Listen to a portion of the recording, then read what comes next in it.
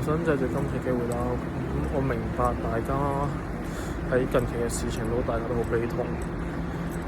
但真係不妨多多留意身邊可能你認識唔認識嘅網民又好，身邊嘅朋友又好，真係多啲關心下佢哋嘅情緒。尋晚我見到有個我唔認識嘅女仔，佢出咗 story， 就大概內容就係好掛念佢屋企人，好想即係陪佢落去，好想見佢。咁我第一時間見到係立即 DM 佢，Are you OK？ 需唔需要幫手？你有咩需要可以即刻出聲。個擁抱嘅 emoji 其實已經係幫到一個人。唔好睇小自己任何一份力，你嘅少少嘅力量、少少嘅打氣，其實我真係可以幫到一個人。